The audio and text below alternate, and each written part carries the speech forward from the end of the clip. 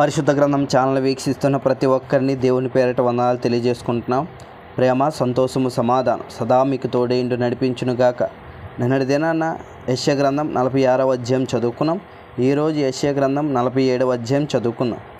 కన్యకైన బబులోను, క్రిందికి దిగి మంటిలో కూర్చుండుము. కల్దీల కుమారి, సింహాసనము లేకయే నేల మీద కూర్చుండుము.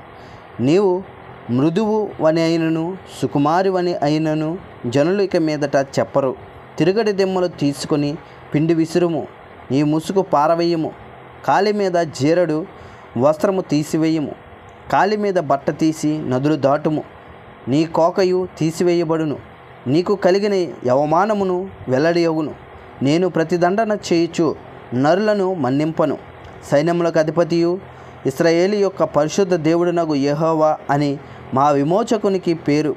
కల్దీల కుమారి, మౌనంగా నుండి చీకటిలోనికి పొమ్ము. రాజ్యములకు దొరసాని అని ఇక మీదట జనులు నిన్ను గూర్చి చెప్పరు. నా జనుల మీద కోపపడి నా స్వాస్థ్యము అపవిత్రపరిచి వారిని నీ చేతికి అప్పగించితిని. నీవు వారి యందు కనికరపడక వృద్ధుల మీద నీ కాడి మ్రానును మిక్కిలి బరువుగా మోపితివి.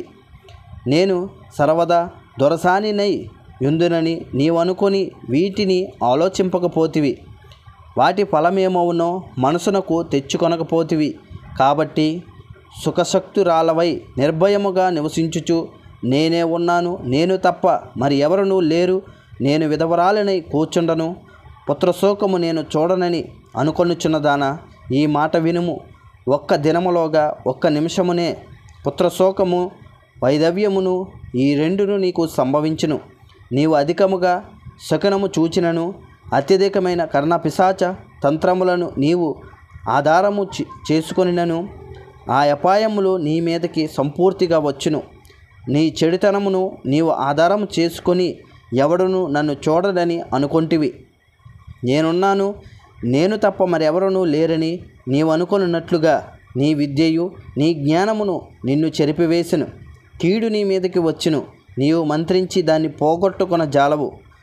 ఆ కీడు నీ మీద పడును, దానిని నీవు నివారించలేవు. నీకు తెలియని నాశనము నీ మీదకి అకస్మాత్తుగా వచ్చును. బాల్యము నుండి నీవు ప్రయాసపడి అభ్యసించిన నీ కర్ణపిశాచ తంత్రములను, నీ విస్తారమైన శకునములను చూపుటకు నిలువుము. ఒకవేళ అవి నీకు ప్రయోజనములగునేమో, ఒకవేళ నీవు మనుషులను బెదిరింతువేమో. విస్తారమైన యోచన వలన నీవు అలసి ఉన్నావు.